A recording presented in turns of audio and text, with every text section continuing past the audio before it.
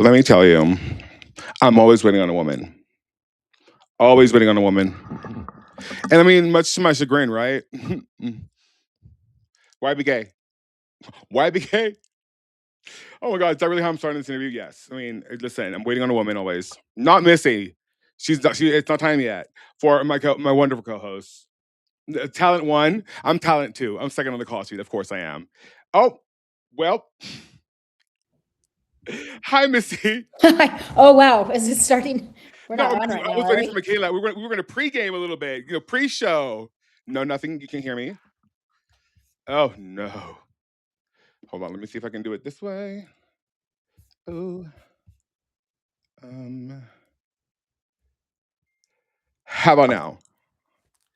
Can't hear. Nope, you can't hear me. Okay, cool. Okay, let's see. Let's do this. There we go. Oh, now? Can you hear me now? Yep, good. Fantastic. Amazing. Okay. So before we start, remember the first time I interviewed you? Yeah, vaguely a long time ago. Okay. Do you remember how I started that interview? Crazy. Hang No, on, you look gorgeous. Not look crazy here. No, you look gorgeous. You look gorgeous. You still just cut out again. It must be. Oh, because I didn't have it clicked in. Always me. Always no, me. that was my hair's. Hang on. No, you look gorgeous. Oh my gosh, I'm dying. I can't even deal. Okay. You look gorgeous. I can't even deal with it. Mess. These headphones are horrible. Okay, it's still a little bit. Or you? No, I can hear you fine. I just can't hear me well. Oh, okay. So, am I shouting? No, you're great. Like, okay. And should I close my blinds and back? Is that too bright? No, honey, you look fantastic. You are giving aura. You're giving just diva. Horrible. Okay, so there's some clarification needs to be done, right? So I asked you how it felt to be awarded the award for the #1 athlete as a soccer player. Remember this?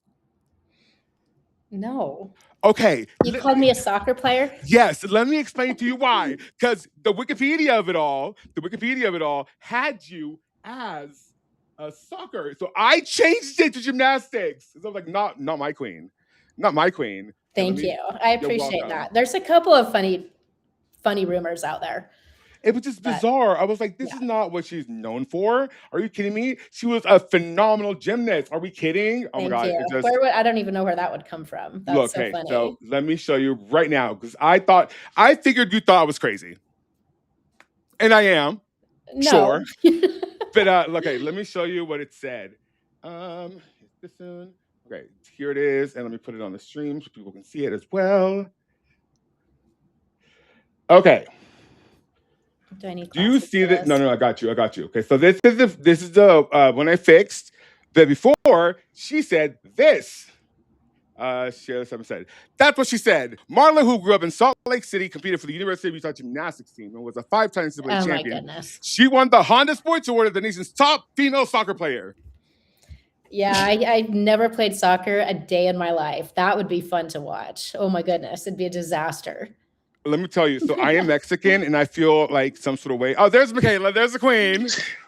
Hello! Oh my God, I can't believe it. We actually have Missy Marlowe on the show, everybody. Hi, everybody. Hi, Missy. Hi, addicts. Hi, everybody. Hello. Not the high addicts. I know, right? Not the high addicts.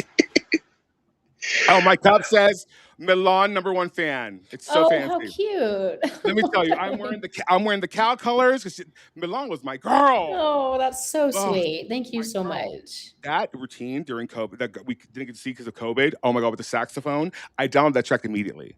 I'm obsessed. Michaela, I'm going to let you, as the queen of the queens, to start this show. That's the first question. First of all, I want to say, just as a personal gymnastics fan of life, Missy, this has just been so much to me that you are on the show. I've been literally watching you and people do gymnastics for like my whole life. And then to happen to actually Olympian on the show, this just means so much to me. I honor you. I thank you so much for agreeing to come on the show. Oh, that's very kind. Thank you. I want to ask, how does it feel to know that there are fans who have literally been watching, like still will go back and watch routines from 1987, 1986, and know your routines down packed, know your collegiate routines, know all of this stuff. How does it feel as a gymnast to know there is a fan base of gymnasts who still know you as your 16, 15-year-old self? Right. Well, I mean, it's amazing, obviously. Like there's no way that you would never not appreciate that with everything I have. It makes me feel a little old, I won't lie.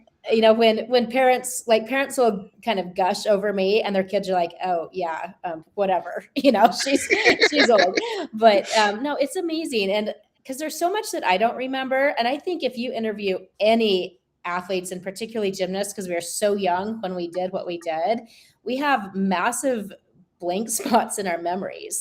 So it's always kind of funny to me when people remember my floor music, for example, and I don't remember my floor music, or what happened in any given meet. And I'm like, I have no idea what you're talking about. Just, I don't know. Our brains are funny. And if anyone you talk to, I think will tell you there are huge parts of things that we don't remember. So it's always really funny to me when people know these details. And I'm kind of like, wow, why? But thank you. It's very flattering.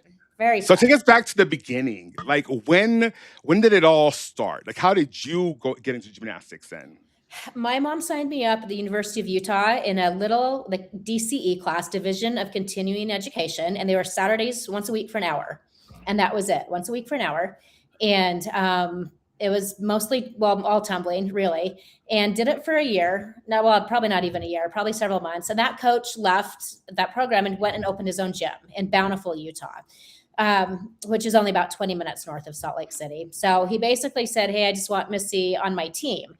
And my mom was like, okay, but I'm a single working mother. It's going to be hard to get her to Bountiful every day at 4:00 in the afternoon.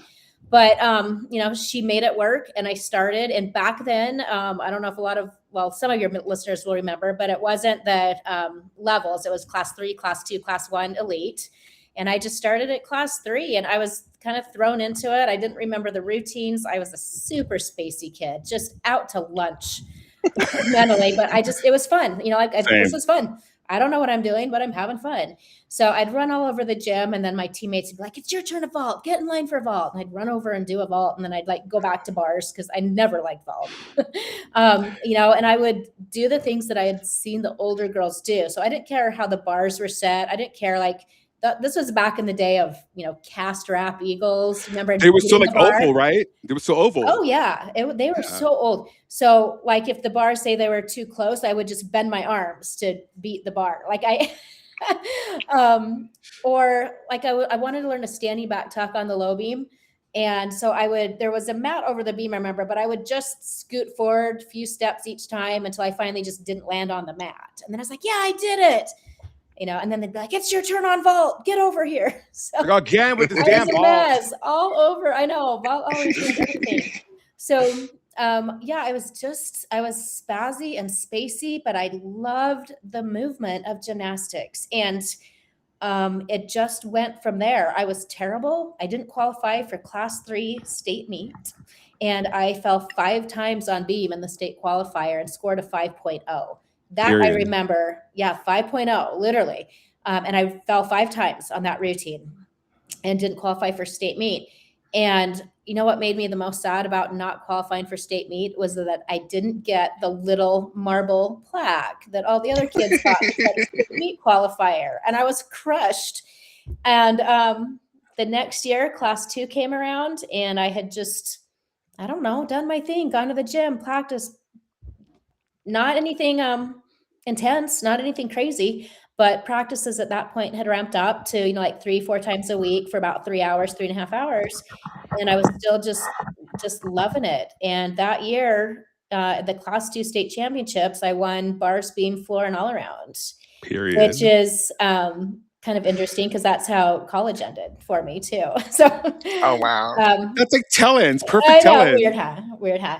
And I remember, that year, that class 2, I did a double twist on floor, my first pass, which was kind of a big deal back then for that level anyway. And I did a tuck souk on vault, giants on bars. I don't know if they were very good, but I did do giants on bars.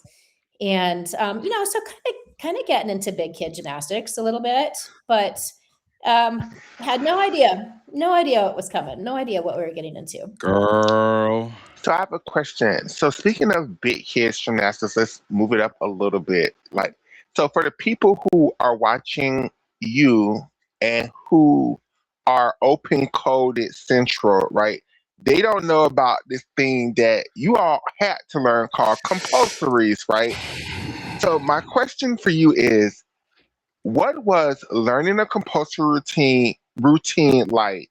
What was competing a compulsory routine like at a world and Olympic level that everybody had to do the exact same routine, the exact same movement?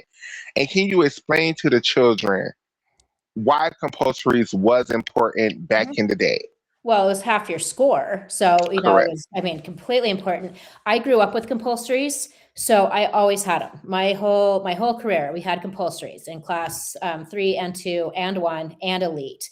And it, I see the arguments for both. It really does stress the basics, and they're really good that way. The one thing that is hard that people don't talk about with compulsories is that it just doubles your training time.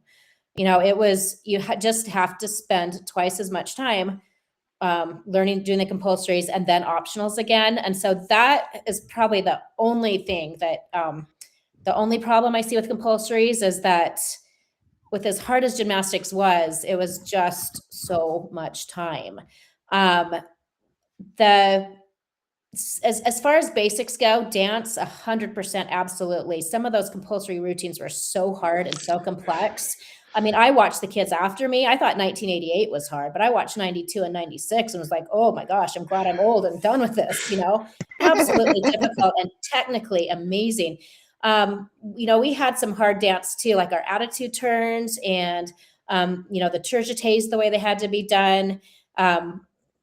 Split leaps, everything on beam, the control on like the TikTok with the toe tap type thing, scaling out of the walkover flick, those were really, really difficult. But yeah, it filled in any gaps that you might have had, any weaknesses. And so that was wonderful. And that was really, really great to have to train. But I won't lie, it was, when I look now and I'm like, you only have to do optionals. I look back and I think I kind of wish we didn't have to spend, maybe we wouldn't have spent 8 hours a day if we hadn't had to spend 4 to 5 hours doing just compulsories. I know a lot of people don't agree with that. I'm just looking at it from having done it, how much time it took in the gym to do that. Because it was the perfection of, for us older school gymnastics fans who enjoy compulsories, it was the perfection of it all. You weren't looking to see who was throwing the biggest skills. You were looking who was doing the quote unquote simple things perfect. Right. And that's what was exciting as a fan for compulsories. And when they took that away and they just made everything optionals only, I can't lie, I did enjoy it. I did enjoy it. I totally understand. I totally understand. And compulsories were a strength for me because I wasn't super powerful. So optional gymnastics was harder for me. I was really flexible. So compulsories really tended to favor the gymnasts that were very, very flexible. And on my Olympic team, I was definitely the most flexible at the time. So that was one thing that really kept me in the judges' eyes, was my ability to go over split on everything, on the handstand splits and leaps and, and that kind of thing. So it was a huge help for me because I wasn't naturally powerful. So I totally understand what you're saying and I get it. I just remember the hours and hours and hours spent doing them. And, they're honestly, it's not, as a gymnast, they're not exciting. They're very difficult. But it's more fun Simone to try says to she learn can't a do triple full than it is a full twist with a stretch at the end. You know what I mean? Yeah, Simone says she can't do them. Like she said, no, thank God we're not going back to that ever. There's just, there's a lot of gymnasts now that can't even do a back bend. It's crazy. Well, but yeah, and we have the freedom. Gymnasts have the freedom now to work around that a little bit. But yeah, that's my take on compulsories. It was just a time factor, but they really worked for my advantage because of my flexibility. So I guess I should really be grateful that we had to do them. So another question, Missy. So you again, for the old school gymnastics fans, they don't understand. In a lot of, we even have a lot of debate on this show about the 10.0 system and how people just really just Constantly. do not understand the 10.0 system. It just is so foreign to them when they're watching the NCAA. They'll be like, "How? What is this? Like, how does this routine compare to this routine?" And you're like, "But the max score is a 10, so both routines can score a 10, so it's the same." And like, it just so over their head because they're so grew up in the open code. It's been 20 years since the open code came about. So there's lots of gymnastics fans who've never seen a live competition other than the NCAA under the 10.0 system.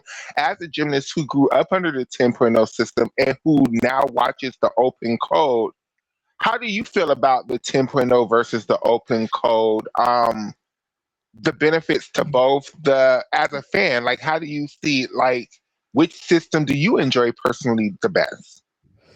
Oh, I would probably say the 10.0 system. I mean, yeah, obviously there's advantages and disadvantages to both. I mean, I love seeing the difficulty, rewarded. Like it's not that. And I love exciting, big gymnastics. I think everybody does. The problem with NCAA scoring, obviously, is the scoring itself. Sometimes it's just flat out ridiculous. And sometimes it's okay. The season started a little low this last weekend with the teams that just competed. So that was interesting. And will continue to evolve, especially with the meet that's coming to Salt Lake City, Utah on Saturday with 4 of the top 5 teams in the country. It's going to be really interesting to see how it plays out. But I personally like the 10-0 system, and that has nothing to do with the fact that I don't appreciate these gymnasts that throw these routines out there that, start at a 15 or even higher. I mean, I do, but the 10.0 system is in me because of my age. Also, Michaela, it's iconic. It's iconic. It's understandable. The problem came with the scoring and the judges I think it got a lot better after maybe, I don't know what, 88 was a mess. 92 was probably a mess. I don't know. But when they're going out to, thousands of a place, then it's a little bit harder. I mean, there used to be flat out cheating, just flat out blatant cheating. Yeah. And I felt like they kind of got on top of that a lot better. And then it went to the open scoring system and, now it's probably pretty fair. But if I had to take one, I'd say 10.0 and just be real strict on the requirements, the start values and the deductions. So would you say like there should be a code of points for NCAA? Like an actual code of points where they have all the deductions in there and not just use this fabled like dev code that they use modified. Yeah. I mean, I love NCAA gymnastics with all my heart, and I always will. And my experience at the University of Utah was life-changing and always, will be forever for me. But I do feel like it's one of the only sport really where it has not progressed at all in terms of skills. Yes. And it's, and I don't want to, no one wants to see that because no one wants it to be personal to the gymnasts now. So it's not, disclaimer, it's not at all in any way. I mean, athletes out there are doing beautiful Missy. hard gymnastics. You are speaking every week. Yeah, I can't think of another sport in the NCAA where the requirements are less to compete than what you had to do to get recruited at. Like, that's just crazy, So I think it's only fair to the athletes now. If we're going to standardizing 2 pass floor routines, then quit making our level 10 gymnasts do so much more. Why is a level 10 gymnast doing a bar routine with 2 or 3 releases and a couple major transitions if you don't have to do anything near that in college? Let's stop overtraining them when they're 15 years old and 14 years old. So, but I felt like this for a long time. And again, that's like, everyone's afraid to say it because we all wanted to see Kayla Ross score 16 10s on bars. I mean, we all, I wanted that. I loved her. She's gorgeous. It's not, no one wants to be that person. You are speaking to Michaela's soul so hard right now. You speaking to, this is why I knew I would love you, Missy, because I feel the same way. It's like, even in gymnastics, there has never been an era of gymnastics when you can go back 10 years ago and you can see like the rules are basically the exact same. Like there's nothing different, but the girls just were doing way more 10 years ago than they are today. And I get the argument of protecting the gymnasts' bodies and not forcing them to over train and the NIL. But I also feel like as a fan, we fought so hard to get these girls NIL money. And then when they start getting the NIL money, they started to protect themselves more to conserve the 4 years, people to like be marketable. Correct. So then it just becomes, as a fan, it's like, wait, y'all are actually making money now and y'all are doing less. And y'all are just be like, accept it because our bodies. And it's like, but no, like 10 years ago, we had the perfect level of gymnastics that we were trying to expand upon. Well, and y'all are right. I mean, think back to Ashley Postel's days. Think back to Vanessa Zamaripa's days. You know, we're talking full ins, double layouts, and triple folds all in this routine. You know, a chung of the NCAA, a chung. Yeah, I mean, you know, like, really a couple single bar release moves, and really for me, my biggest pet peeve are beam dismounts. They send me into a frenzy.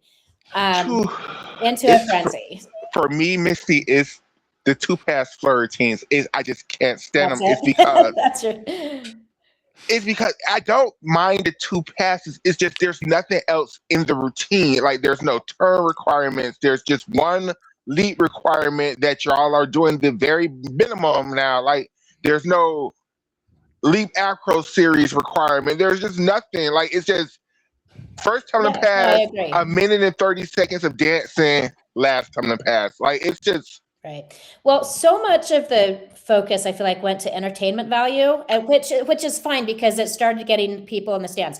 I come from an unusual situation where we had the butts and seats, so to speak. We sold the tickets back in the 80s. By the time I graduated, we had 14,000 people every week in and week out. But as school started, rock stars. Yeah, it was amazing. I mean, I could write a book, on it, and people have written books on what Greg Marston did to create that. And what the other teams did to eventually catch up. It took a long time, but they did. A lot of them did. And once the smaller schools started to catch on and get, higher scores and a little bit of excitement generated, it had to continue down that path, which meant the scores had to stay high. And so there's just been this pull between, we can't have our scores drop back to 9.7s or people aren't going to want to, or come. I mean, the part of the pull is, are we going to see a 10-0 tonight from a school that's never had one, or from one where it's extremely rare rather than maybe every other week or something. So, or 198 from Ball State. Why not? Right. Yeah. Loved it. Yeah. Loved it. So I was here for it. It's, I don't know. There's just a little bit of a pull there, but I feel like every year we talk about scoring, and it's always, always, always about how to change the code of points to make the scoring better rather than what to do to make the judges throw out the right scores. Does that make sense? They just establish it's like, okay, instead of holding, I don't know, I don't have an answer. I'm just saying, instead of reviewing every score and holding people's feet to the fire, literally, and doing it that way, it's, well, let's change this rule. Because it's almost like we're expecting the judges to judge badly, so we have to change the rules to accommodate that, rather than the other way around. And I just have a small suggestion. I think a small suggestion that would help in this, and I don't know how the NCAA feel. I just think it should be even from the get-go, even from the first week, I think you should start off with 5 judges. Because the more judges that there are, like going towards the later half of the season and going to it seems like the scores get to be more correct when it's more eyes, when it's more opinions on the routines. When it's just 2 people judging and one of the people probably went to the school anyway, it's like you're never just gonna have. No, I would love to see that. I I mean, I feel like Nationals now has done a really good job. Because we don't see those crazy 10.0s at Nationals anymore. There's too many scores thrown out, so that's really helpful. But that would be amazing to even go to, a 4 or 5 judge panel, like you said, and see the high, low, and 3 scores. Correct. You can do virtual judges, like from amazing. And you could use virtual judges. Maybe as a sidebar, but it'd be fun to have celebrity judges that are former gymnasts. I would love that. I would love judge their rivals.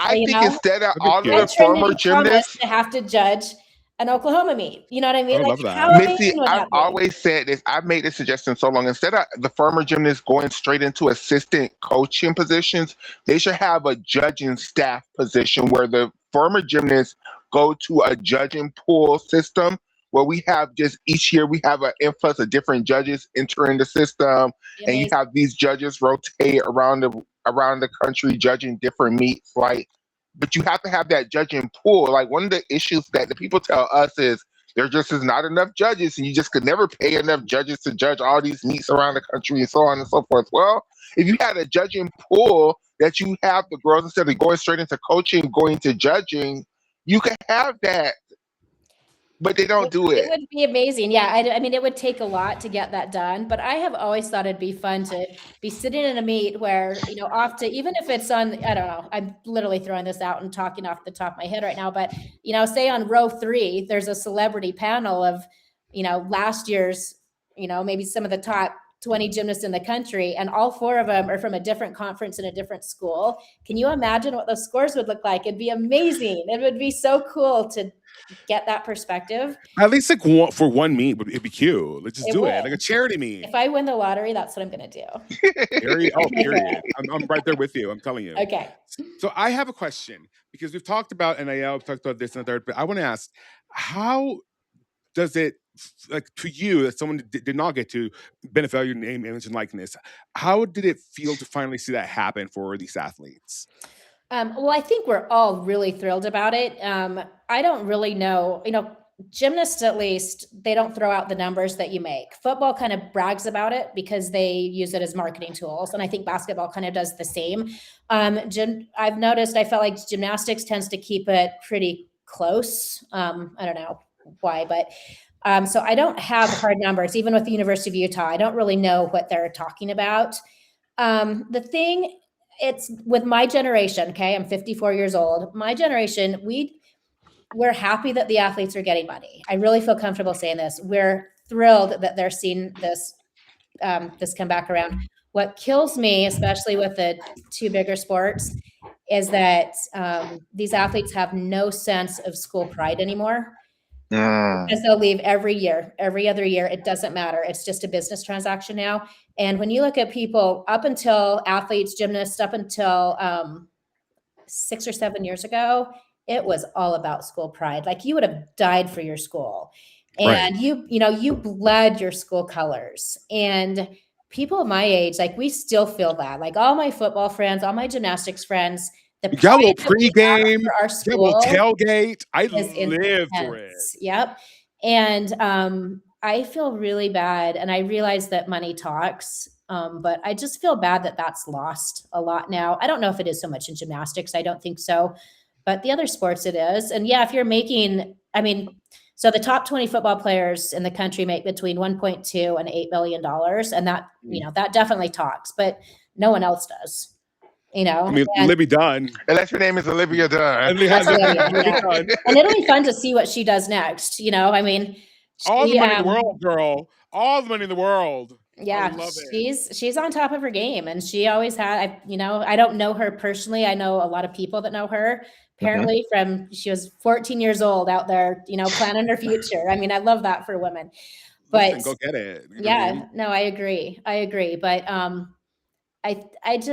I think it's sad when people, the first thing a season's over and the first thing you wonder if an athlete is thinking is, where else can I go now? Transfer. I just, for myself, that hurts my heart, but I understand that money talks.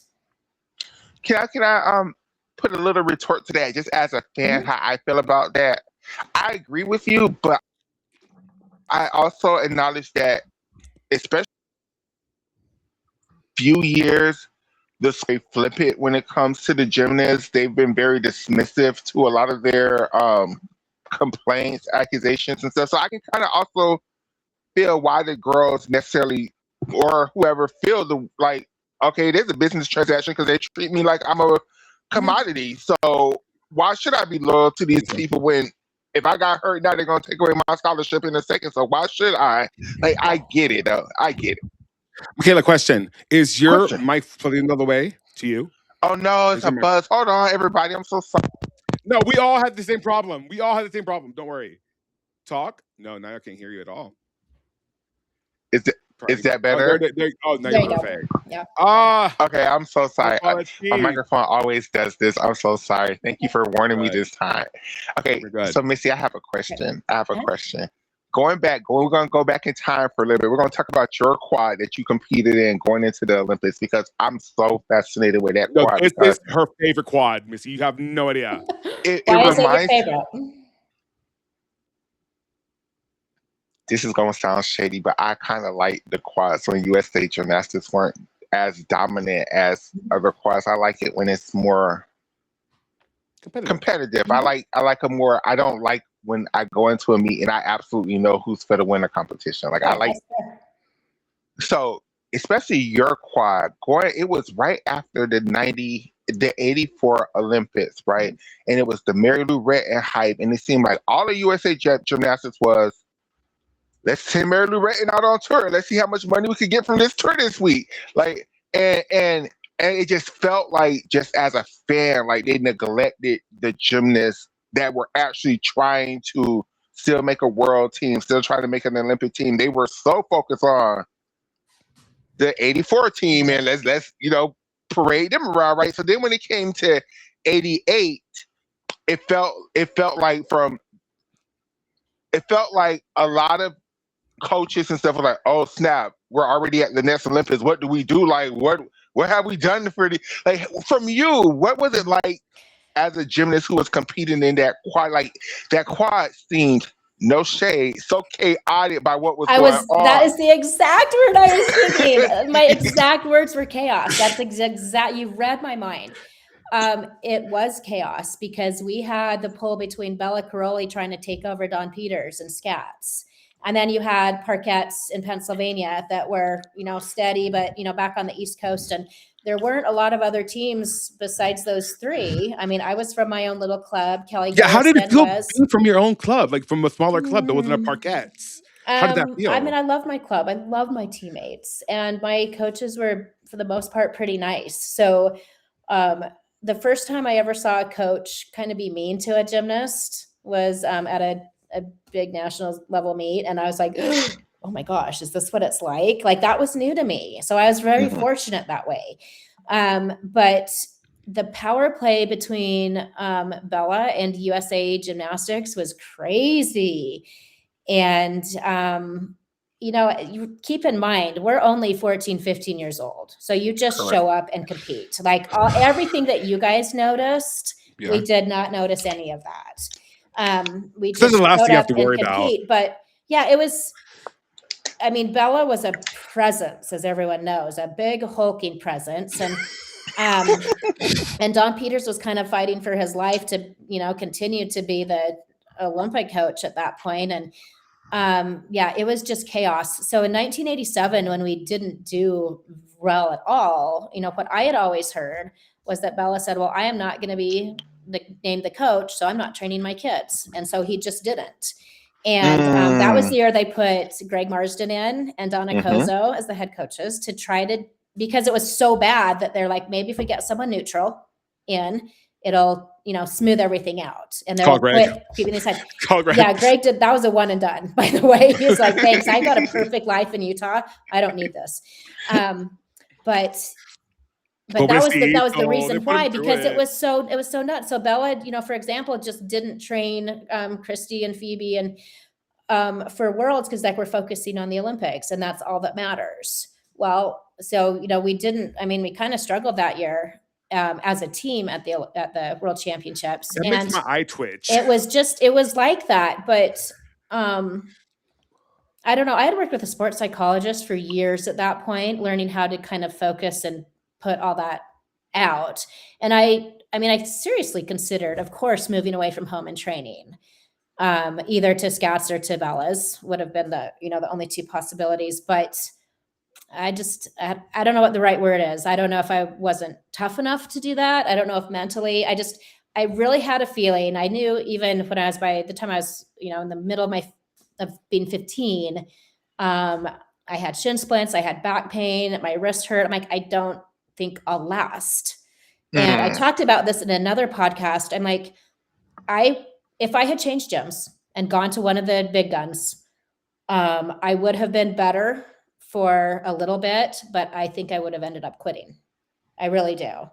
And some of the best athletes that we had at Olympic trials ended up dropping out either right before the meet or after the compulsory rounds because they were too injured to compete. And so I was comfortable where I was training, even if I didn't necessarily feel like I had a shot at being, in the top 3. I felt like I had a shot at being there, in the first place, because that's not how Bella trained his kids. And I don't really think that that's how Scats trained their kids. So, but Michaela's right. It was chaos, and the backroom shenanigans were intense. I mean, comparable to like dance moms, kind of. If that's what dramatics. It wasn't moms. It was coaches and administration. No, but like Dance Moms, the show. Like Dance Moms, the show. Was that kind of chaotic?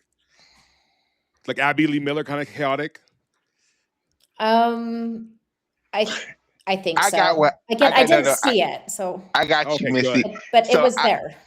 So your quad, the 90, I'm sorry, 84 to 88 quad, so reminds me, so parallels the quad thing that goes back from 97 to 2000. It's like almost the exact same thing happened with the exact same people with it. It just was so, like, going back in time watching this, like, my God, like it literally happened the exact same way. Like they was like Magnificent Seven the whole 4 years, and then here comes 2000. They're just like, oh snap, it's the 2000 Olympics. What do we do? Like, we gotta find a team together. Bella, please come save us. It's like the exact same thing happened. So as a person who went through it in 88, how did it feel to watch the exact same thing happen again in the 2000 quad? Like, what was that like as a person who was like, wait, so we're doing this? Is that like no lessons was learned? Nothing. Right. When the shift happened to this whole training camp system, that wasn't anything that I had to go through. And it took a while for the horror stories to start coming out, just about, other than the obvious, but the practicing, just how the other coaches were afraid to say a word, afraid to say anything. No one was standing up for their athletes. That whole thing, and how these kids were, and they were kids, how pitted against they were. It broke my heart. I mean, it was so brutal and so cruel. It was a little hard to watch, but to be honest, after I went through the NCAA program and had such a great experience, and it wasn't easy. I mean, I'm not saying that, but after it was so wonderful and so much, so cohesive, at least, within my own university, so completely cohesive from a administration and coaching point of view. I really stepped back from elite, and I just watched it as a much more casual fan. I didn't know the athletes going. So I don't know if I can speak so much to like the specifics of what you're talking about, but just watching like this grueling day in, day out, 7 days a week, trying to almost not like prove that you're good enough, but prove that you can stay standing at the end of the week or the end of a training camp was heartbreaking. So, okay, then going through that amazing experience at Utah, how then was to watch your daughter go do the same thing at Cal? Cal, it literally gave me life again. And it did. Now, does that sound like I vicariously lived through my children? It sure does. But, and my daughter had, she liked gymnastics, but she didn't love it the way I did, to be honest. And she'll tell you that, I would never see anything that I don't think she would agree with. But to her, it was a little bit of more of a means to an end to a world-class education. For me, I love gymnastics with all my heart, and it's what I wanted to do. And I'm the type of athlete, when people say, that's what I did, it's not who I am, I'm like, no, it's the opposite. It was who I was, and I liked it that way. I wanted it that way. I know that doesn't work for everybody, but it did for me. Right. But going, when Justin and Liz were first of all, at Cal, a school with a 16% acceptance rate at the most Tell the people. from Tell the around the people. world. I'm Tell like, the people. girl, you get that degree. I mean, oh my God, you're set with that degree. I had relatives that had graduated from there. My mom's husband got his PhD from there. My uncle went there. I had an aunt and uncle that lived 3 miles from campus. It was an hour and 10-minute flight. I'm like, my life's perfect. Oh my gosh, my life is perfect. We're going to a team that's growing. Milan was recruited by other schools, and to be perfectly honest, she wasn't that interested in stepping onto a team where she didn't even know if she would really compete every event. Yeah. So she was on a team that was growing and getting better. It was perfect for her. And it was just an incredible thing. Now, Cal itself is a crazy place. Berkeley's a crazy place. And I loved the energy there. So I would step on the Cal campus and just be like, whew. Now, of course, I went to Napa a lot and drank some wine during this time, as everyone did and should. But, watching her develop through those 4 years was just like music to a mama's heart. And everything I could have wanted. She was phenomenal. Oh my God, she was one of my favorite gymnasts of all time. Thank you. That's she really is. Like because it was different. It wasn't like the cookie cutter gymnastics. Like she would give you. No, she liked to dance, and actually, so good. So when Milan was 9, I put her in a competitive dance program, and she was a level 4 or something like that, or in 2nd grade. And I didn't know what competitive dance was like at the time. Like, it's crazy. Dance is nuts. And I didn't know that. And I thought, I almost killed my kid. Like, we're doing 3.5 hours of dance and 3.5 hours gymnastics at a night. And she's 9 years old. And I was like, oh my gosh, I'm very sorry. So but you start a commitment, and I'm like, we got to see it through the season. You will not have to do this again. You're not a quitter. Yeah. We're not quitting, but there's a light at the end of this tunnel. And I thought she would choose dance. I really did. I was really quite surprised when she decided to stay with gymnastics instead of competitive dance. And she made that decision on her own. There was, I don't feel like I pushed her. She might argue with that, but I don't feel like I did, because I loved watching her dance too. I mean, personally, I wanted her to be a tennis player, but she hated that. So, but she was a very good dancer. And I think you could, the way she moved, it was very not cookie cutter. Yeah. You could see it. And whenever you see her, just give her a big hug for me. Because my God. Thank you. She's a big girl out in the business world now. So I'm very proud of her. How I wish that specific group of seniors would have gone another year. Because that's how they should have done it. I don't know why they. Mark Emmert is just a character. I know. School, Cal was a little bit behind the times at the time with the whole 5th year thing going on. They really were. And also, it's a really hard degree. And I think the kids kind of wanted to be done with school at that point. It's a very much a thinking person campus. And, Milan got there thinking she sort of knew how to get through school. And that first semester was a disaster. And she had to claw her way back up through 4 years, which she's very proud of. And she did. But for Cal's on a high level of education. I mean, it's the Ivy League of the West. Yeah. Why do you think in gymnastics league they go with Cal and not Berkeley, like in every other? It's a whole school thing that transcends sports. And it's a whole cultural thing you'd have to delve into, because there are entire substacks on just that. I told you, Berkeley's weird, and that's one of the weird things that they love about themselves. Well, it's a lot of minds, a lot of opinions. Like, they're all very powerful minds. Yeah, they're pretty smart there. So we can't leave out Marley, because I love her. I try to watch the volleyball matches when I can. Do you enjoy being a volleyball mom, or a gymnastics mom, or a dance mom? Dance mom, there was a lot of. I mean, even for the 1 year that we did it, there was a lot of mom drama. There really was. I would great to do. I know. I hate mom drama. I love mom excitement. I love cheering. I love dressing up. I love having the pom-poms and the noisemakers and the signs and all that. Love that. Can't get enough of it. But in terms, dance, gymnastics is the only thing I know.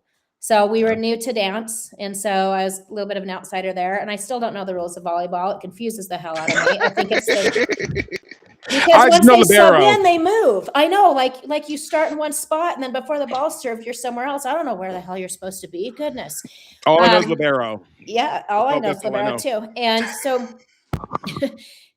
it's the first thing I noticed when I watched a volleyball tournament is because I mean, I'm yelling, scream the whole time. Nobody will sit by me. It's just like gymnastics. Like I have 6 seats in a circle around me that are open because no one will sit by me. But I would have sat by you. okay, yeah, and I'm I'm a wild waving kid. the fan, the Ask, flags, and I going would crazy and jumping up and down.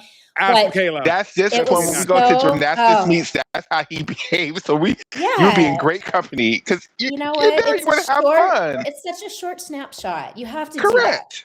And no one Yes. thought I was crazy. I'm like, I don't care. You're going to have to deal with me because I'm going to yell and scream and jump up and down and dress the part and have all the stuff, you know?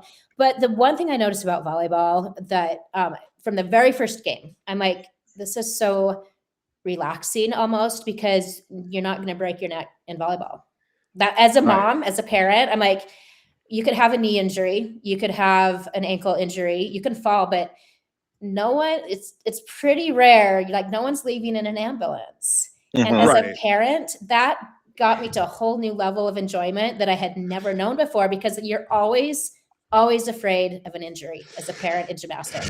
It's always there. It's always in the back of your mind. Oh, you know, got through that one safely. It's always there. So that's what I love that I've learned to love about sports where you don't have to worry about that. Now, Marley did crash heads and get a decent concussion one time, and that was pretty scary. But volleyball is really fun. It's physical. It's fast moving. There's no downtime. Like, I love it. I just don't know much about it. And they're all 6 feet tall. Like, I know. They're so tall. It's very strange.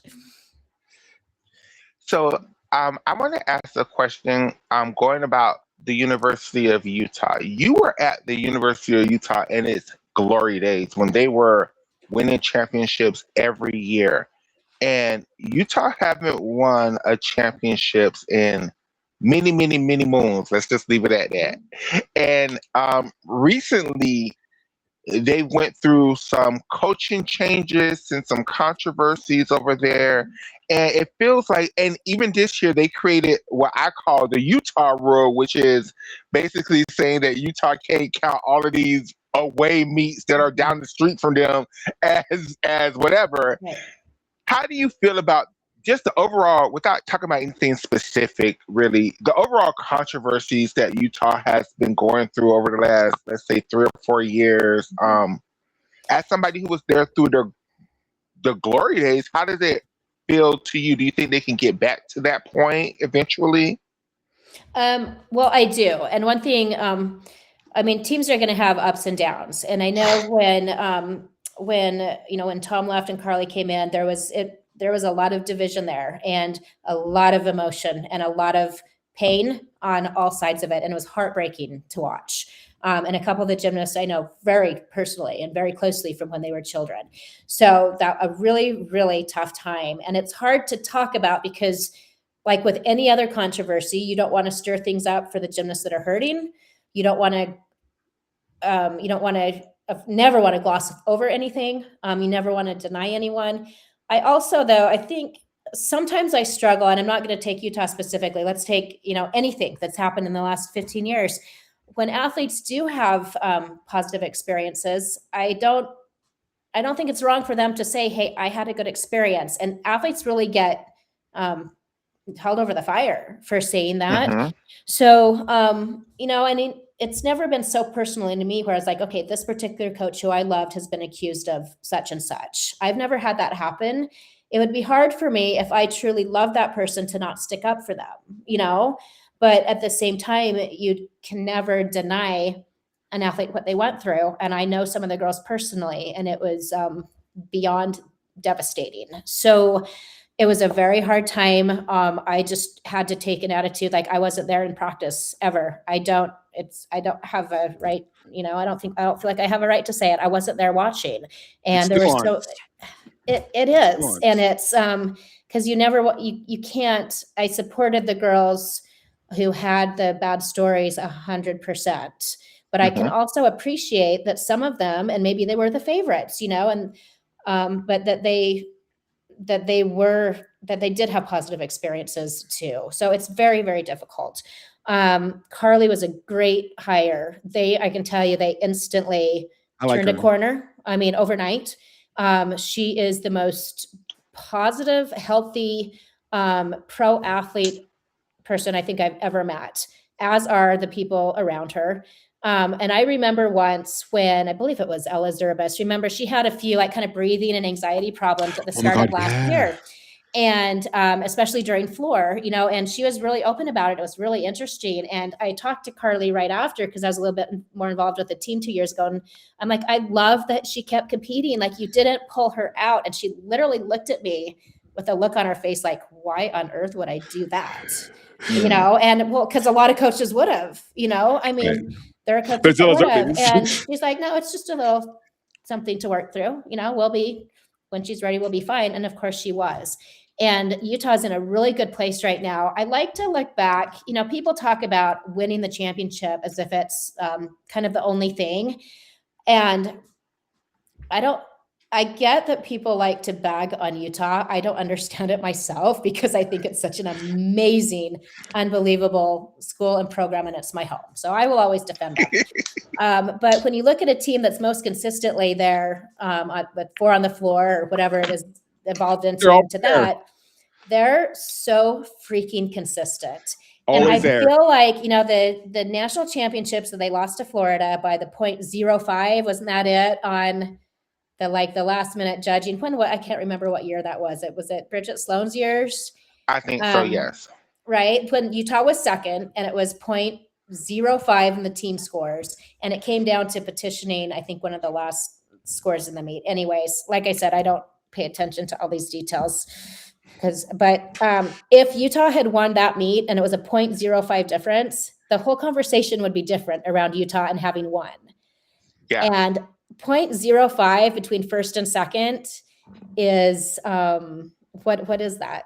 Is that a judge's mood? Is that a fingernail that was out of place?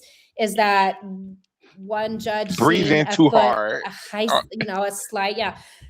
So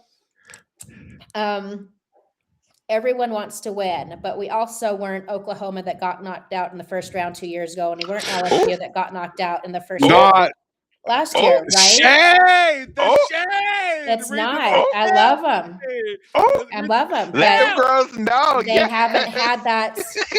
They haven't had that. So let's not bag on Utah too much. I think they're going to be good this year. Words. I love it. It's true. Listen, that a bad vote will take you out. We'll take anyone out. Well, I was at both those nationals, and it was shocking. Same. I was there. No one could believe it. You could hear a pin drop in that arena. It was. I mean, obviously Oklahoma's our arch rival, and I was nervous for them. I was like, come on, pull it back. Like, do we really want? I mean, this is a good question, Michaela. Do we really want a final without Oklahoma, or maybe we do? Or for me, I'm like, no, we don't, because they're too good. I mean, that's But I'm a sports person, sportsman. I want the best teams on the floor, so I don't really want to see the number 1 team get knocked out or the number 2 team get knocked out. On the other hand, look what Mizzou did yesterday, 2 days ago. Like, that's going to be a fun team to follow this year. Yeah. Clemson, speaking of Cal, Clemson is a team that people should look out for this year. I think Clemson is on the rise with the Howells. Right. I mean, it's Liz. It was so neat to get to know Justin and Liz the way I did over those 4 years. I hosted Liz on her recruiting trip to Utah my senior year, when she was coming in, and she ultimately chose BYU. So apparently I did a terrible job, but anyway, it's just knowing because they're not the flashiest people, they don't. And you got to remember, I had Sarah Patterson, Greg Marsden, Val was kind of on the scenes, but still in the background, and Suzanne Yokelin. Like, we were flashy and kind of mean, and like really cutthroat. And I love it. Yeah, and that's not Justin and Liz's style. They're very classy and they're a little understated, and they're like, we're going to get our job done, and we're not going to yell and scream about it. And so it was a really neat way to appreciate how they went about their business. Also, Cal's facilities aren't anywhere near what other gyms are. They did some upgrades the last 2 years, but Milan's freshman year, they were rough. And I would say they did more with less than anyone in the country. Didn't they By have a far. pit that was like above It something? was like or- Utah's old pits. It was above ground. Yeah. And it shared with, you had to put this rod floor, the spring floor up and down. But yeah, Mhm. so they literally couldn't practice hard landings on vault. Like there wasn't a vault onto hard landing. So it's always onto stacked mats. They could make it high enough, but yeah, it wasn't the real deal. And so I really feel like the Howells did more with less than anybody And in now the they have country. a palace. So I'm not surprised to see, they walk into a dream custom built gym and The most have everything. amazing gym in the country. The most amazing gym in the country. Like it's Utah. the fact that Clemson built them Clemson, girls and that LSU. gym for their very first season is just Clemson is Fantastic. serious about gymnastics. Like that's all I can say is they're serious about their gymnastics program. Like Mhm. Michaela, what was the rankings of beautiful gyms? It was Utah, it was LSU, it was I Clemson. think and in 2026, I think Clemson has the best gym in the country. I think Utah is probably still number 2. I think you can't Utah beat has that a pretty view. nice gym. Utah's is beautiful. I've seen LSU's only through the windows, and that thing's pretty crazy. It's fantastic too. It would be fun. We could organize a gym tour. Ooh. Like people yeah. want art tours, but gym tours Yes. just to look at their gyms. It's kind of funny to me, being pretty old school though. It doesn't guarantee a win at all. No. It guarantees Nope. it helps with recruiting. Our bathrooms are literally down the hall in the Huntsman Center. Not in the Huntsman Center, in the Hyper Center, just down. You had to go out of the gym and down the hall. Same with the drinking fountain. So, at the end of the day, it comes down to heart and to good sound training and your staff, not the actual gym. But yeah, it's very important to have a really nice gym for recruiting purposes now. Correct. Okay. So wait, speaking of recruiting, I know we don't have very much more time with you, but I got to ask this question before we get too far ahead. You were one of the first Olympians that then chose to go to the NCAA route, right? And now it's a very common thing, still semi-common thing that an Olympian then wants to continue her gymnastics career in college. What was that thought process to you? Because I know from a fan, it seemed like from that generation, if you went to the NCAA, it was kind of like you didn't make it in the elite. It was like a read, for lack of a better word. Now it's like the goal is to go to the NCAA. So what was that decision for you, somebody who actually made it to the Olympics? And a lot of your teammates made it to the Olympics and then chose to go to the NCAA when that was really unheard of. What was that decision like for you? Well, I grew up watching the Utes. So, they were less than a mile from, whatever apartment I was living in at the time. I always lived right around the University of Utah. And so I started watching them when I was 10 years old. And those were my heroes. They were the girls that I loved and wanted to be like. So for me, it was natural. I used to talk about college gymnastics and elite and no one got it. Like they just didn't understand. And they thought exactly like what you said, like, why? Like you're an elite, you're on the national team. College gymnastics is to go to die. And I'm like, not where I'm from. It's not, that's not what I see. Like they are literally heroes and they're women. Rock heroes, stars.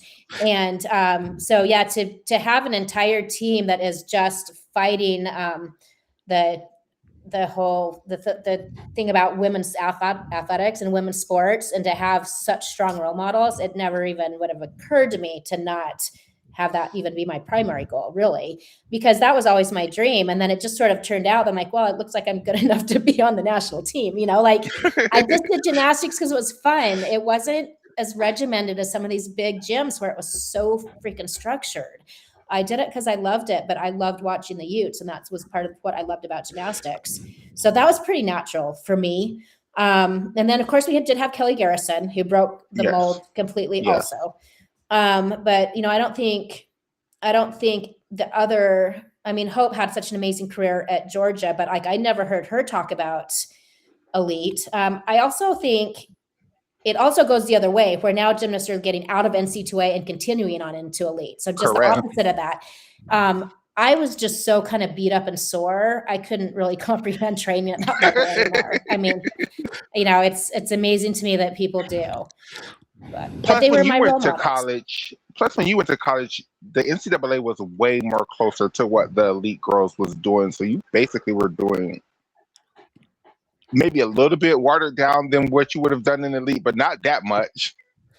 I think the level got higher later on. Like I said, like, I don't know why, because I don't really know her personally, but like Zamarripa's era at, and like Ashley Postel, like those are some of the ones that stand out to me, and Coupettes, of course, and Bridget Sloan, Tasha where Schweikert in that like era. big girl gymnastics, right? Like the highest level in the world, continuing on into college. And that was so exciting to see. Maybe it's just because, well, training methods almost got worse after I came out of elite, but the matting got better, equipment got a little bit better, springs got better. So maybe in some ways the stress, I don't know. I don't think it's accurate to say the stress on the body got better, because I think it might have gotten worse through even more training time than we used to do.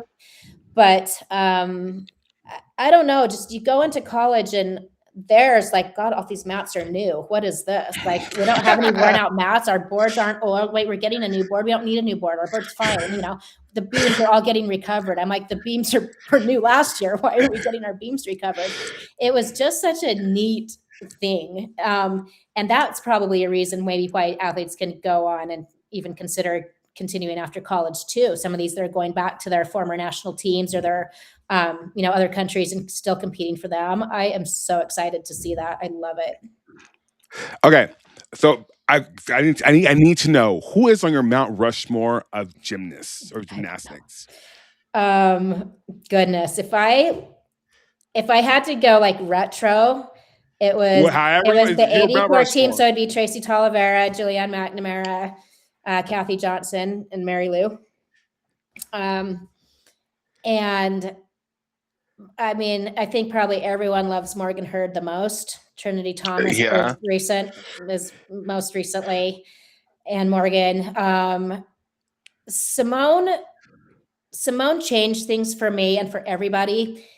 The first time I really thought differently about Simone was when she posted a picture of food on her Instagram, and it was all pizza. Yeah. And I know this is going to sound funny, and this was so long ago, but I was like, Marta's going to kill her. Like, she's going to get in so much trouble. Like, you can't post pictures of a pizza party if you're, and to have someone just be like, forget you. This is who I am, and I have a life, and then to be good enough that there's nothing they could do to her because other people would have paid the price. Undeniable. I mean, I just had so much respect for that. And it didn't stop, and it was just, I just loved seeing an athlete that could really lead her generation in terms of that kind of support. Was really great. You can't ask for a better spokesperson for the sport. You just can't. No. I also think it helps. I keep looking down, but this is what I have right here. I've got my dogs on the couch in back of me, but they combined are the size of that dog's head. Yeah, this is Klaus. This is my son. He just wants to be loved on. All right, Klaus, can you please? So, Missy, what do you feel about the age in the sport for elite levels of gymnastics being increased? They're thinking about raising it all the way up to 18 going into after this Olympics. Do you think that helps or hurt the gymnasts? Because I personally feel like the reason why a lot of the abuse and stuff has happened in gymnastics is because the girls were so young. They really had no voice. They were children. They didn't know what was going on. I think having the girls be 17 and 18, like you said with Simone knew she was the best gymnast in the world. And she was like, yeah, Marta, what you gonna do? Not pick me for the team? Like, bitch, I'm gonna do what I want to do, bitch. Like, I don't think a 13-year-old would have had that same mindset to make those same decisions or whatever. How do you feel about the age of the sport increasing? Do you think it's a good thing, a bad thing? Have no opinions? No, I do. I think there's two completely different issues there. The issue of the mental safety comes with being more mature. Absolutely. So that's where I would say it'd be better to be 16, 17, 18 years old, where you have the mental maturity. Honestly, from a physical standpoint, let's go back, say, to Shannon Miller at 13, 14, 15 years old. She was so insanely good.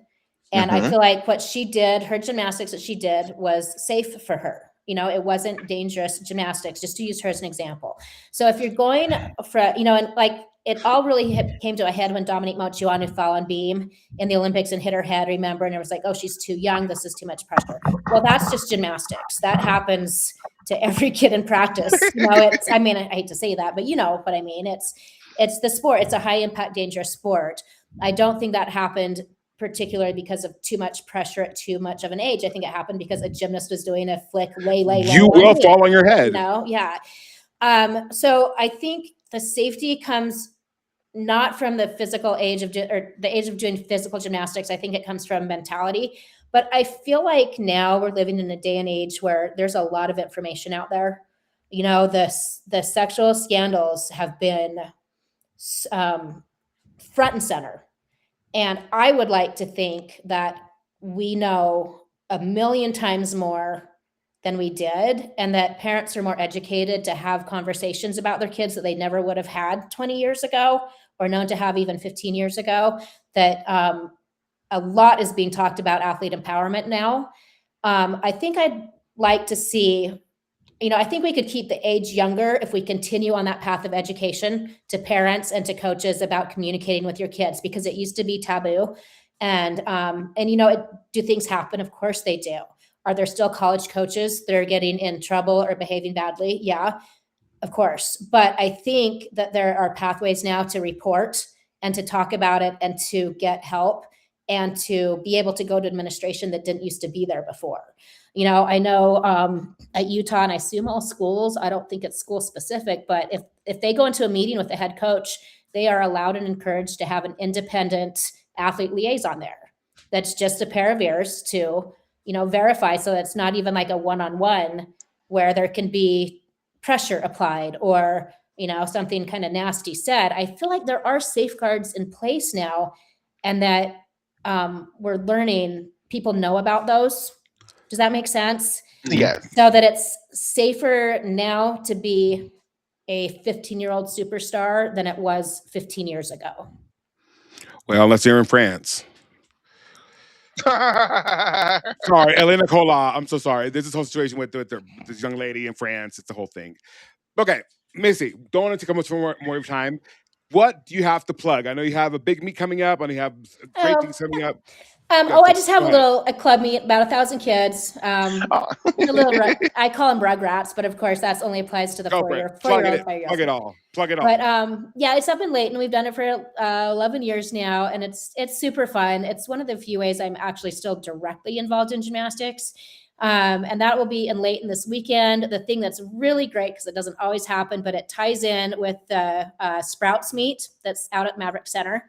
And there's all kinds of like cool backstage pass type opportunities. And I mean, a meet where you can go to like your club meet, like mine, and then go and watch 4 of the best 5 teams in college gymnastics in any one session is not going to happen at any other time in the country. Yeah. And we had a ticket sales promotion, and the team that, it's actually a team from Utah, but that sold the most tickets, they get to help with march outs at the Sprouts meet, which is super exciting for club kids.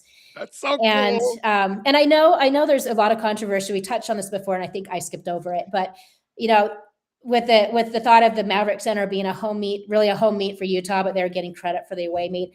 I understand that. The thing is, it's a hard sell here, even in Utah, to get fans to those meets. I don't know what it is. I don't know if it's stepping off campus. I mean, West Valley's only, 12 miles down the road or however far it is, but they really don't get a massive home crowd to those, to be honest.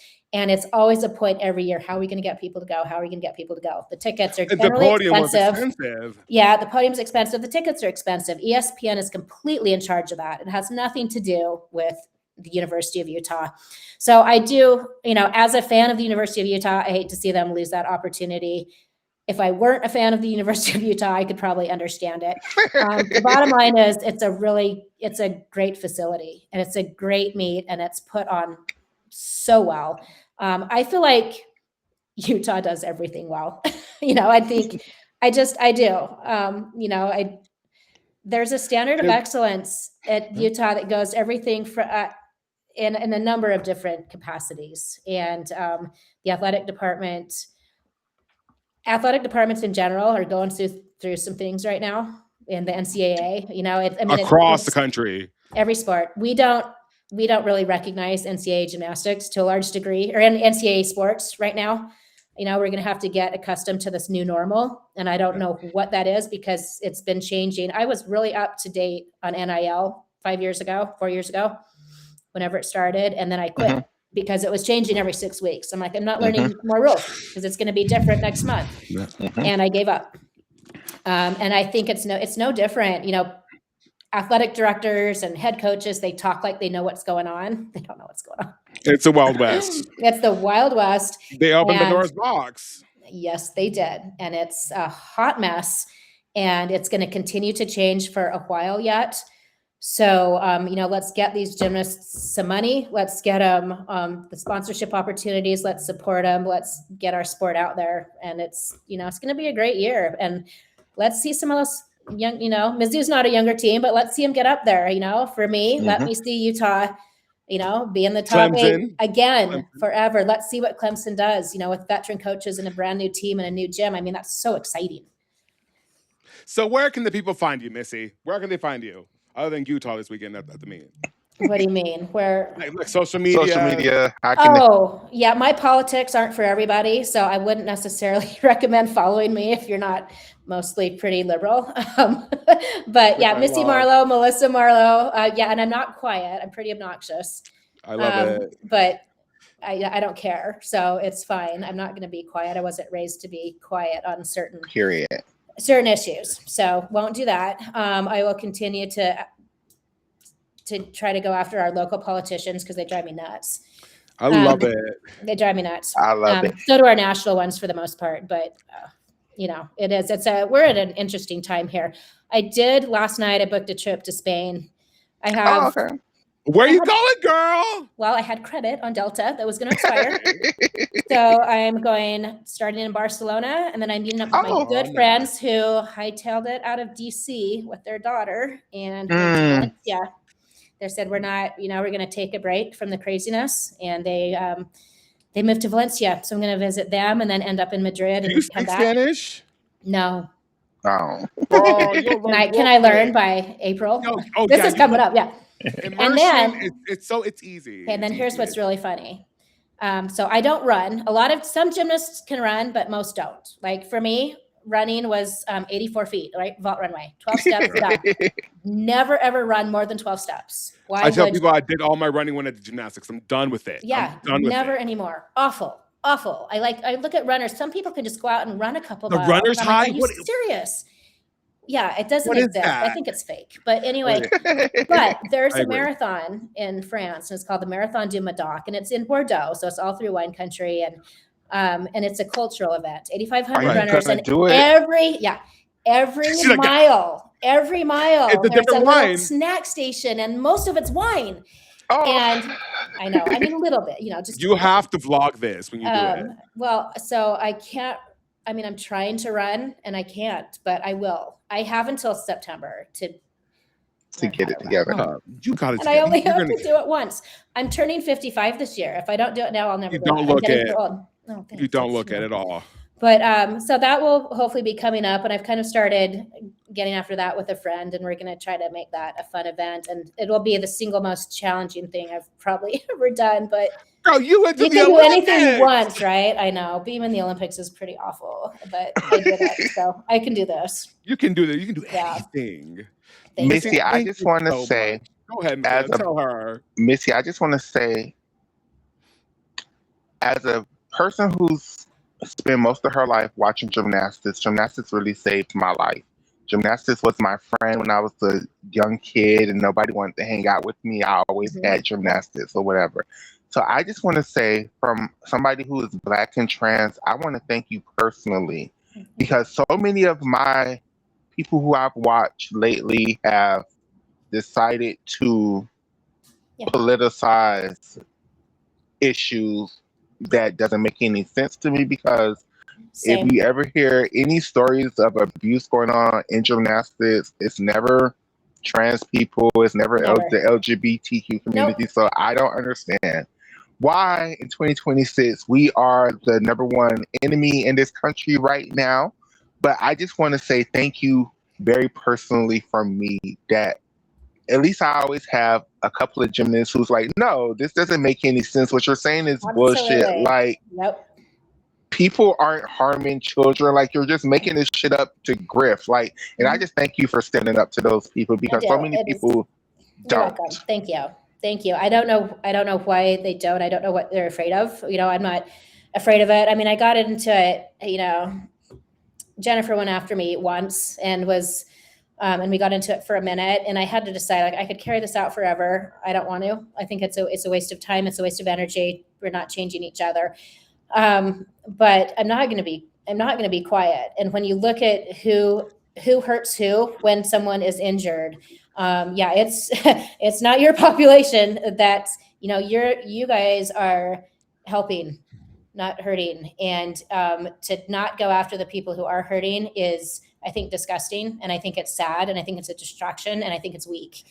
And I don't understand it either. I don't understand wanting to hurt people who never hurt me.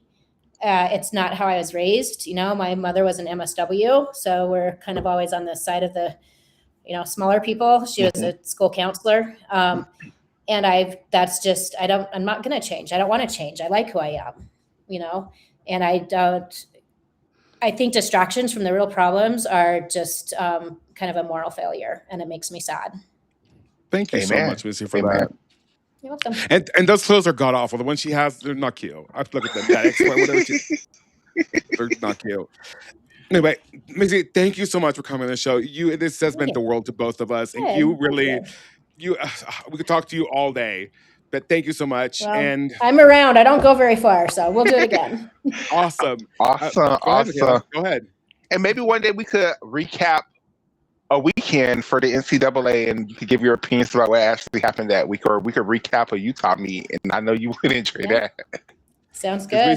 We stream all I the get meets. distracted when I watch meets. Like, I just start talking to the people next to me and then whole things go by. And I'm the same way when I watch football. I'm pretty terrible, but No, this at past least in weekend, gymnastics, I know what I'm watching. when this past weekend, when the viewers wanted the quad box, and so I put the quad box, so I had to commentate over the meet. That was probably the most fun I've had with an NCAA meet in a minute. Good. But yeah. Well, here's hoping. I hope Sprouts is everything we want it to be, because that's going to be it's going to be a fun one for both sessions, really. But yes, ma'am. Yeah.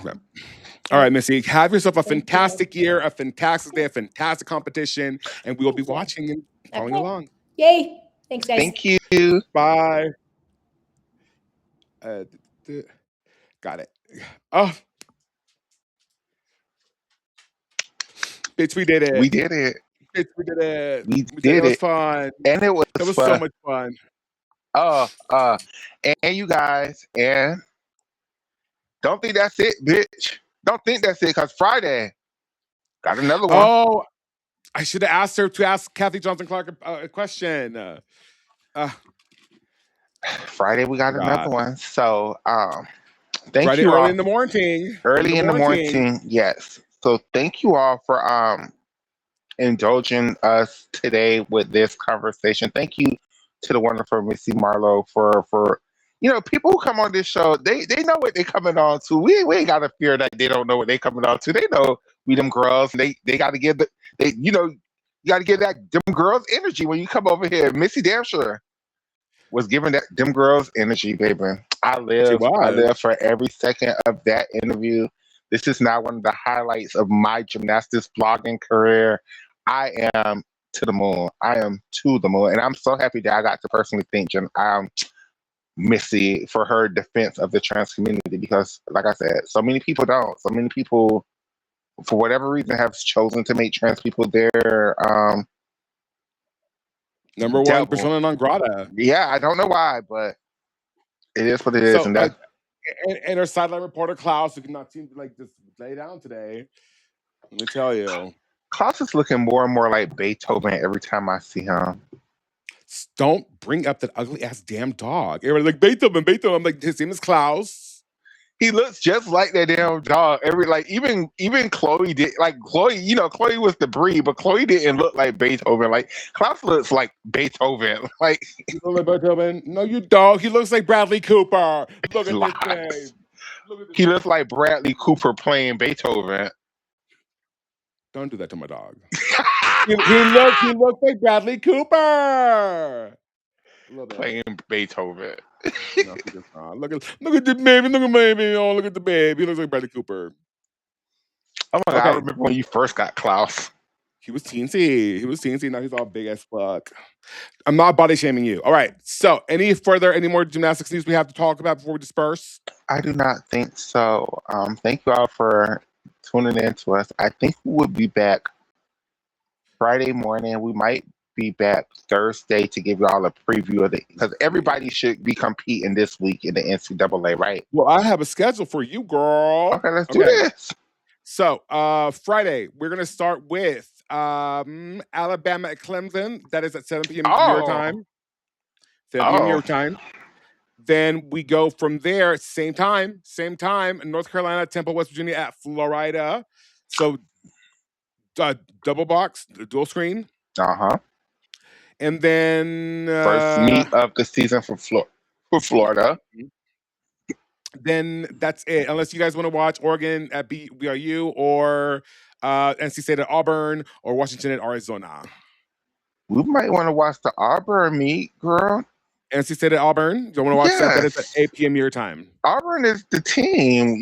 Miss Charlotte Booth, Miss Olivia Greaves. Like, we want to see what Auburn got going on. Or we can have Central Michigan and Fisk at CMU. We cannot. We can have Washington at Arizona. Okay, not that. All right. So then on Saturday, we have Georgia at Ohio State at 4 p.m. your time. Okay, that's good. But at the same time, Sprouts Farmers Market Collegiate Quad Session 1. Oh, yeah, that's what we will be watching. Sorry, Georgia. And then Arkansas and Minnesota is an hour after that. Okay, Arkansas first meet of the year, Minnesota second meet of the year. To you girlies who are upset at this past weekend, it's Illinois State, and Iowa State at Iowa. That's a confusing ass meet, but okay. And then Sprouts Farmers Collegiate Quad Session 2 is at 8 p.m. your time with Cal, Kentucky, Michigan, and Michigan State and West Valley City, Utah. Oh, that should be a really good meet. Those are 4 teams that are really close to each other. I like that. And then we go on Sunday. Sunday. We have okay. All right. Stanford at Denver at 4 p.m. your time. I'm gonna have to pay for that. All right, cool. I'm definitely watching Stanford at Denver. I'm sorry. Y'all, if you don't want to, we're definitely watching that. And then Monday, that very same Monday. Oh, Anna Barbusa. Exactly. Is the best of Utah with BYU, Southern Utah, Utah State, and Utah at the Maverick Center, Utah. That's Monday. It makes no sense why the state of Utah has so many damn gymnastics programs. Like, they have like literally 5. Utah's pretty big, and they have a lot of Mormons. Texas is pretty big too, and they have 9. Honey, we don't talk about that. Hi, Klaus. Can I help you want water? Florida is pretty big, and we have 1. Wait, 1? Keep. Okay, you got it. Almost there. Yeah, no, it's 1. Now, I do have to warn you though. We are, because I like stepping on people's necks. I do. So, the 16th, the weekend of the 16th, we will be streaming the dance of it all, UDA Dance Nationals. All across our platforms. You get fuck Flow Cheer and fuck Varsity Athletics. So I'm definitely gonna be streaming that for the girls. So we do have some overlap. I will tell you. So direct overlaps. Friday, Georgia against LSU. That's gonna start right after Jazz prelims.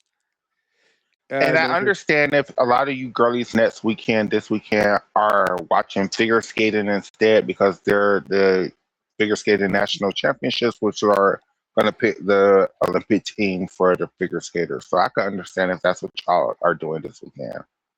Yeah, but we're definitely watching some dance the weekend of the 16th, Friday 16th. We're watching some dance. And For I the dance just girlies. makes me so ecstatic that an actual gymnast who went to the Olympics agree with my point about what's going on in the NCAA. So none of y'all other hoes out there, y'all opinions are dun, dun, dun, dun. You can hang it up flat screen. It don't matter because Missy Marlowe said, I have "Bitch." my mounted. Period. Because you know why? Missy Marlowe said, "Bitch." The level of difficulty is too low, bitch. Y'all playing. She didn't say it like that, but that's my No, she interpretation. did. Essentially, I mean, Yeah, yeah. Objectively, that's what she said. yeah. So yeah, She said, "Bitch." yes, Stop saying yes, it's y'all bodies, bitch, cause bitch, we had bodies too, bitch, and we was doing way more shit than y'all are. sure. You know where I stand on this. So I mean, it's fine, I guess. It doesn't What are you matter. gonna eat? What are you gonna eat? Me I'm today, wondering. I need I'm ideas. probably And gonna that's make right. fries and chicken. Ooh, fries sound good. We got these really spicy ass chicken sandwiches from Aldi's. I'm telling y'all, be careful with these damn spicy chicken sandwiches from Aldi's. Them shits are really spicy. Like, you know how when All people be these. like, It's like a grocery store. yes, it's the grocery store, girl. It's so bad that y'all in Texas. Y'all don't have it nowhere in I go to Texas. Costco. Everybody has a Okay. Costco. Like, Or so a many Walmart. grocery stores are fucking changing too. Like, I'm realizing, like, all of the like we used to have this grocery store called Winn-Dixie. They're slowly going out of business. Like, Oh, I know about Winn-Dixie. I heard about that. they're I knew about slowly going out of Winn-Dixie. business. Like, but yeah. Missy That was Marlowe a little came fun. on our show. Missy Marlowe, Yeah. I'm so geek. Like, Missy Marlowe came on our show. Like, And then Vincent Adler on Friday. Vanessa Adler on Yeah. Friday. Later on, Kathy Jarson Clark. Then we're gonna interview And the then damn head Donatella coach of. Saturday. Like, yeah. Although we still nothing close to what Joy has going on. Let me tell you guys, you guys are in for a great season with Joy. The Jocelyn interview drops tomorrow. Mm-hmm. Tomorrow, she actually, I can tell you a little bit about it. So leading up to Worlds, she had actually gone in a car wreck. That And seems to be such a reoccurring theme with gymnasts. Like, right before a big competition, hold they get on. into car accidents. And then someone got access to her debit card and spent thousands of dollars. Thousands of dollars. So she was going. And she talks about that with Joy tomorrow. Yes, she does. Yes, she does. So y'all better tune in with Gymnastics with Joy on the YouTube. What did I say? Gymnastics. Gymnastics. Yeah. With Joy. Yeah. Branding. You know what it is? Branding. But the branding. But yeah, no, it's gonna be it's a really good interview. Did y'all watch the Tiana one? I bet y'all didn't. Go check it out. And Bree Clark. And let me tell you, she has a slew of your favorites coming up, bitch. And also follow Caroline Price and enter her contest every week to guess the highest score to the decimal point. It's not closest score wins. No, you have to guess the exact number. If it's a 97.123, you have to guess 97.123 in order to win. But she's giving out a prize money. It started off at $50. My understanding has ballooned a little bit since then. I'm not sure what it is this week, but yeah, we're donating into it to kind of expand the purse. So yeah, thank you guys for watching. We'll let you go now. Class dismissed. Yeah, give me a cute little hour and a half show with a nice little hour and 15-minute interview. Y'all got it today. I'm going back to sleep. Do y'all like my nails? My husband got me some new nails yesterday. It's cute. Your nails. They're these damn duck nail shits. Like, they're so. We live. We love. I love you all. Thank you all for tuning in. This was really one of the highlights of my damn 2026 starting off right. 2026 starting off right. Bye, y'all. I love you, friend. I love you, audience. Bye, everybody.